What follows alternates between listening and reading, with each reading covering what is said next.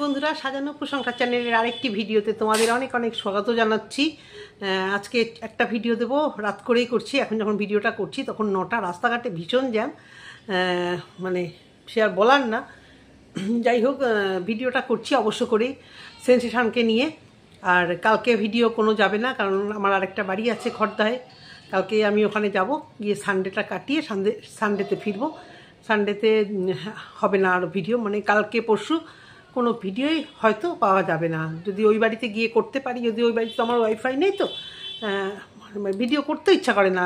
মানে অনেকদিন পর বাড়িতে যাই, অনেক কাজ ফাজ থাকে। যাই হোক, এত কথা না বলে, নিজের কথা না বলে ভিডিওটা শুরু করি। সেখানে ভিডিও আজকাল 2টো করে আসছে, কিন্তু বিকেলে ভিডিওতে কমেন্ট বক্স অফ থাকছে। কেন বুঝতে পারলাম না, কেন কমেন্ট বক্স অফ করে রেখেছে। আমার একটু খটকা লাগছে, ভিডিও ভালো লাগছে না। মানে অরিন্দমের এডিটিং এবং বোলপুর আমি গেছি, অনেকবারই গেছি, খুবই ভালো লাগে। শান্তিনিকেতনের বিশ্বভারতীর সামনে থেকে ওই সব জায়গা যাতায়াত, শ্রীনিকেতনের ওই বাজারেও গেছি, সব কিছু দেখতে খুবই ভালো লাগছে। কিন্তু ঘরের বাড়ির ভেতরে যখনই ক্যামেরাটা আনছে, মানে সেদিনকে যখন ভৌমিক ভিলা থেকে, ভৌমিক ভিলায় আদর আপ্যায়ন খুব ভালো হলো। আদর আপ্যায়নের ব্যাপারে একটা কথা বলি আমি, মেজমার কি এই ফুড মানে খাওয়াটা, এই হ্যাবিটটা কিন্তু ঠিক না। মাটন খাওয়া ওখানেও দেখেছি আমি, বেশ ভালোই খাওয়া দাওয়া, রিচ ফিচ খাওয়া হয়। উনি তো একটা বয়স্ক মানুষ, তারপরে একটা ধাক্কা খেয়ে উঠেছেন, সেই জায়গা থেকে আমার একটু কেমন ভয় ভয় লাগে। প্লাস অরিন্দমকেও দেখেছি যথেষ্ট হেলদি, তারপরেও এই মানে খাওয়ার ইয়েটা কিন্তু ভালোই, মানে কন্টিনিউ বেশ ভালো মন্দ এই সমস্ত নিমন্ত্রণ, এই খাওয়া এ বাড়ি ও বাড়ি, যদি একটা পার্টি হয়, খাওয়া হয়েই যায়। সেই জায়গা থেকে মেজমার এই খাবার এটা একটু কমাতে হবে। আরও পরের দিন বাড়িতেও দেখলাম যে কচুরি খাওয়া, এই বয়সে কচুরি খাওয়াটা, দেখো তুমি তো থাকছো না এখানে, হ্যাঁ বোলপুরে অনেক তোমাদের চেনা জানা আছে, কিন্তু উনি একা মোটামুটি, হ্যাঁ ভৌমিক কাকু আছে এবং তার সঙ্গে অনেক চেনা জানা লোককে পেয়ে যাবে। তারপরে এইসব কচুরি ছুচুরি মনে হয় এখন না খাওয়ানোই ভালো। কোথা থেকে মানুষের, দেখো এর আগে যে বিপদটা ঘটলো, সেটা যদি বোলপুরের বাড়িতে থাকতো, কি ভয়ানক বিপদ। মানে তোমার ব্যাঙ্গালোরে যেহেতু ফেসিলিটি, ডাক্তার ফাক্তার সমস্ত কিছু অনেকটাই ফেসিলিটি ভালো, যেটা কলকাতায় পেলেও চট করে বোলপুরে তো মানে পাবে না। তো ক্রিটিক্যাল সিচুয়েশন হয়ে গেলে কিন্তু একটা বিপদ। সেই জন্য এই সমস্ত কচুরি, মাটন, রিচ প্রচুর পরিমাণে এইসব খাবার না খাওয়াই মনে হয় ভালো। হ্যাঁ, আমরাও এখন কাউকে নিমন্ত্রণ করলে অবশ্য করি, আমরা মাটনটাই করি, মাটনটা করারই চেষ্টা করি, মানে ভালো খাবার হিসেবে ইলিশ মাছ, মাটন এই সমস্তই করি। কিন্তু তবু যেন আমার কেমন একটু মানে ভালো লাগে না। তো যাই হোক, ভৌমিক ভিলা থেকে যখন বাড়িতে ফিরছিল, ভৌমিক ভিলার আগে অবধি দেখছিলাম ভিডিওটা। তারপরে ভাবছিলাম যে কিভাবে শ্যুট করবে, বাড়িতে ঢোকাটা কি দেখাবে, কাউকে কি দেখা যাবে। খুব আশা করে আমি মনে হাত তাকিয়ে বসে রইলাম, খুব হতাশ হলাম। দেখলাম যে না, বাড়িতে শুধু মানে ওঠা এবং বাড়ির সামনে দূর থেকে দেখালো এই যে বাড়ি, মানে দেখালো যেন আমার ভেতরে একটা প্যালপিটেশন হচ্ছিল যে যে পরিবেশ, যে বাড়ির সিচুয়েশান ছিল, সেটা তো একেবারেই এখন নেই। ওরা বলুক আর না বলুক, ডাইরেক্ট ইনডাইরেক্ট আমরা অনেকটাই বুঝতে পারি। এবং খুব খারাপ লাগিল দূর থেকে বাড়িটা দেখালো, কিন্তু গেটের কাছ থেকে বা সিঁড়িতে উঠে বা কেউ একটা সারা বাড়ির কেউ ওয়েলকাম না, কিচ্ছু না, সোজা উপরে চলে গেল। এতদিন পর উনি বাড়িতে ঢুকেছে, সম্ভবত 5 মাস পরে যদি ঢোকে, বাড়ি যতই পরিষ্কার রাখুক, জানলা দরজা আটকে রেখে যাও, ঝুল ফুল পড়বেই। আমরা আমার এই খড়দার বাড়িতে কিছুদিন পর গিয়ে পরিষ্কার করতে করতে অবস্থা খারাপ, ওখানে তো আর লোক নেই। তো গিয়ে সেটাই, তার 5 মাস ধরে ছিলেন না। তারপরে যাই হোক, পরিষ্কার পরিচ্ছন্ন হলো, অরিন্দম হেল্প করলো কিছুটা, কাজের যে মেয়েটি উনিও এসে গেল, সব মিলে করলো, সব কিছু হলো। বারবারই অরিন্দম বেরোচ্ছে, বাইরের পরিবেশ দেখাচ্ছে, কারণ বাড়ির ঘরের মধ্যে আর কী দেখাবে। কিন্তু বোলপুরের ভিডিও কিন্তু এটা ছিল না। বোলপুরের ভিডিও ছিল পুরো বাড়ির ভিডিও। আর এই সময় যিনি আমেদাবাদ চলে গেছে, এবং তার জন্যই মনে হয় তার মানে মেজমা ও বাড়িতে মানে গেছে, যে ও তো থাকছে না, তাহলে আমি বাড়িতে যাই, কারণ ওদের সাথেই বা কারুর সবার সঙ্গেই তো একটা মনোমালিন্য সৃষ্টি হয়েছে। সেই জায়গা থেকে মেজমাকে একা রেখে দিয়ে যাবে, আমারই যেন কেমন একটা হচ্ছে। জানি না বন্ধুরা, তোমাদের যারা ভালোবাসো ওদেরকে, কেমন যেন একটা মানে এমন সম্পর্কে জড়িয়ে গেছি, মানে ভার্চুয়ালি এত খারাপ লাগছে।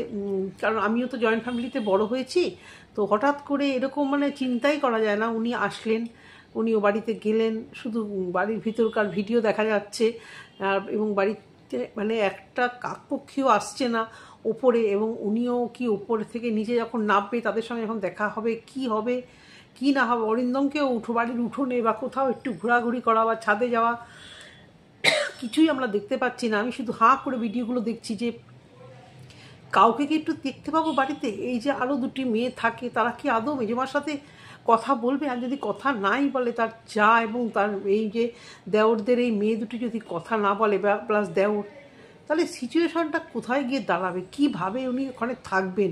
বারবারই বলছি, আমি যেহেতু একটা জয়েন্ট ফ্যামিলিতে বড় হয়েছি, প্রচুর পরিমাণে দিদি ফিদি জ্যাঠা কাকিমা, আমাদের বাড়িতে এরকম মুখ কালাকালি সিচুয়েশন আমরা দেখিনি। মা বলতো যে আমাদের সাথে, আমরা নিজেরাও দেখেছি, পাড়ার লোকেরা অনেকে হিংসা করে যে এত বড় একটা বাড়ি, এ বাড়ি থেকে কখনো ঝগড়া হয় না। তা বলে কি আমাদের মায়েদের মধ্যে হতো না? মা এটাও বলেছে যে গাছের পাতা ছেঁড়া, ফুল ঝাড়া, এইসব নিয়ে টুকটাক লেগেই থাকতো। কী নিয়ে লাগতো, বড় সড়ো কিছু না হলেও ছোটোখাটো নিয়ে, দেখো আমাদের মা জেঠিমাদের তো ধৈর্য অনেক বেশি ছিল, তার মধ্যেও যে ঠাকুমা কোন বউকে বেশি ভালোবাসতো, কোন নাতনিকে বেশি ভালোবাসতো, সেই নাতিরা যদি ফুল ছিঁড়তো কিছু বলতো না, অন্য নাতিরা ছিঁড়লে বলতো। এটা নিয়ে লেগেই যেত। আমরা নিজেরা ভাই বোনেরা মানামানি খাওয়াখাওয়ি, ছোটোবেলায় আমার যে কত কাটাকাটি রক্তারক্তি হয়েছে তার ঠিক নেই। সেই নিয়ে কিন্তু কখনো এই নিজেরা মারামারির জন্য কিন্তু কখনো আমাদের জেঠিমা কাকিমাদের মধ্যে বিশালভাবে যে মনোমালিন্য। এখনকার দিনে আমরা কি বাচ্চাদের একটুখানি বকা কেউ দিলেই ব্যাস তার উপর আমাদের মুখটা গোল হয়ে যায়। তো সেই জায়গা থেকে আমি একটা বিশাল জয়েন্ট ফ্যামিলিতে বড় হয়েছি। তো এই যে এদেরও এই জয়েন্ট ফ্যামিলিটা দেখে যে টুকরো টুকরো হয়ে যাওয়ার যে কি কষ্ট, সত্যি মানে এটা ভাবলেই কষ্ট লাগে, তাই না? উনি গেছেন বাড়িতে, আমি কি বলবো। এদিকে পম্পিকে নেগেটিভ কমেন্টে ভরিয়ে দিচ্ছে, পম্পি শাশুড়ি মাকে কেন ওয়েলকাম করলো না। আমি জানতাম এটা নিয়ে কথা হবে, কারণ ও তখন ক্যামেরা করছিল, ও অরিন্দমকে হাক করলো, বাচ্চা মেয়েটা অরিন্দমের কাছে গেল, কিন্তু মাসিমা একা মানে গাড়িতে উঠে গেলেন। ভীষণ মনমোড়া লাগছে ওনাকে। সব কিছুই আছে, সব কিছুতেই উনি আছে, বিশেষ করে ওই বাড়িতে উনি একা থাকবে এই ব্যাপারটা যেন মানে কিছুতেই যেন আমার ঠিক ভালো লাগছে না, কিছুতেই ভালো লাগছে না। উনি ওখানে একা কাজ করবেন, একা থাকবেন, বাজার টাজার করলো, সব কিছু ঠিক আছে, কিন্তু বারবারই বলছি ওনার মানসিক স্বাস্থ্যটা, মানসিক হেলথটা কী থাকবে? বাড়িতে এসছেন, নিজের বাড়ি, নিজের ঘর, নিজের খাট, নিজের আলমারি, নিজের ঠাকুরঘর সব ঠিক আছে, কিন্তু তারপরে ভৌমিক কাকুর তো এখানে বিশাল সাপোর্ট। বারবারই উনি বলছেন এই যে বাড়ি ঘর দেখবেন, যখন ইচ্ছা মনে হবে চলে আসবেন, কিন্তু সেটা হয় না। মানে ছেলের বউ থাকলে যে যাওয়াটা হয়, একা ওরকম গেলে সেই যাওয়াটা তো হয় না। তার থেকেও বড় কথা, খারাপ লাগবে, ভৌমিক কাকু অনেকটাই হেল্প করবে ওনাকে, হয়তো উনি হয়তো দেখাশোনাও করবেন, নিজেই তো বয়স্ক অসুস্থ, তবু ওনার মানে লোকবলটা আছে। কিন্তু মেজমাকে এইভাবে একা রেখে যাওয়া মানে উনিও থাকতে চাইছেন, নিজের বাড়িতে নিজে তো থাকবেন, কিন্তু ভীষণ একটা চিন্তার মধ্যে মনে হয় যেন পড়া। কি তোমাদের কি মনে হয় বন্ধুরা? ভালো লাগছে যখন চলে যাবে অরিন্দম? বলো তো, এতদিন সবার মধ্যে থেকে এইরকম একদম মানে একা, ও বাড়িতে সবাই থেকেও কিন্তু উনি কিন্তু একা। আমার মনে হয় না ওই যা ঘটনা ওদের মধ্যে ঘটেছে, যে একটা মানে বড় অনুষ্ঠানের নিমন্ত্রণ পর্যন্ত করেনি বা দেখিনি, আমরা দেখিনি, মানে আমরা দুপক্ষের কোনো আলোচনায় শুনিনি, তার মানে হয়তো নেমন্তন্ন হয়তো মানে করলেও হয়তো ওই বুড়ি ছোঁয়ার মতো হয়তো একটু মানে বলে দিয়েছে বা কিছু, যাতায়াত তো দেখিনি। আমি সেই জায়গা থেকে ভাবছি যে উনি ওখানে থাকবে আর এরা কেউ কথা বলবে না, ওপরে যাবে না, উনি ওপর থেকে নিচে নামবে না গল্প করতে। খুব খারাপ লাগছে ভিডিওগুলো দেখার পরেও। শুধু ঘরের ভিডিও, বাইরের ভিডিও, অরিন্দম চেষ্টা করছে ব্যাপারটা একটা ব্লগ করার, মানে ভালো করে ব্লগিং করার এবং দেখানোর বোলপুর আমাদের। কিন্তু কি বলতো, আমরা বোলপুর তো সবাই ধরো আমরা দেখতে পারি, ট্যুরিস্ট স্পট, ভালো ট্যুরিস্ট স্পট সবাই দেখেছি, দেখব, কিন্তু তোমাদের ওই বাড়ি ঘর, ওই পরিবেশগুলো দেখার জন্য প্রচুর দর্শক বসে থাকে। যে উঠোনটা থেকে উনি ঢুকবেন, কথা বলবেন সবার সাথে। বোলপুর মানে তো তোমার বোন ভগ্নিপোত, তোমার কাকিমা কাকু, সবার সাথে কথাবার্তা বলা, খুব চালাক এবং বুদ্ধিমান ছেলে বলেই সুন্দরভাবে ব্লগিংটা করছে হাসি খুশিতে। কিন্তু মনে হচ্ছে ওদেরও একটা মনের উপর চাপ পড়ছে, কারণ ওরাও বুঝতে পারছে ভিউয়ার্সরা কী দেখতে চাইছে, ভিউয়ার্সরা কী দেখতে চায় এবং কী দেখে এসেছে সেটাও দেখতে পারছে না। তাও বলবো, পাশে আছি, পাশে থাকবো, তোমাদের ভিডিও সবসময় দেখব।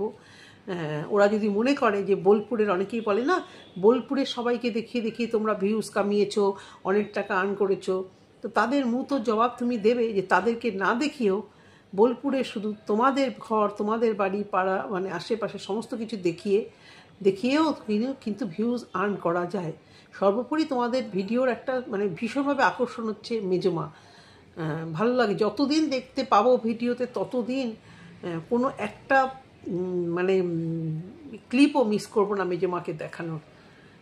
ওনার অ্যাক্টিভিটি বা ওনার ইয়েটা আমাকে এবারে ভীষণভাবে মুগ্ধ করছে, ভীষণভাবেই ভালো লাগছে। উনি একটি ভালো মানুষ, মানে ঠান্ডা এবং মানে খুব সহ্য করছেন, মানে বুক ফাটছে তবু মুখ ফাটছে না, মানে খুব সহ্য করছেন। এরকম একটা মানে গার্জিয়ান মাথার মধ্যে থাকা বা মাথার ওপরে থাকা ভীষণভাবে দরকার। বৌমার জন্য ফানাচুর গুছিয়ে দিচ্ছেন, তারপরেও লোকেদের একটাই প্রশ্ন, পান থেকে চুন খসলে পম্পিকে গিয়ে একটাই অ্যাটাক, শাশুড়িকে তুমি দেখো না, শাশুড়ি চলে গেছে, তারা সবাই যেন মানে শাশুড়িকে নিয়ে কী না দখরম মহরম কী পীড়িত করছে, মানে সব কিছু দেখাচ্ছে।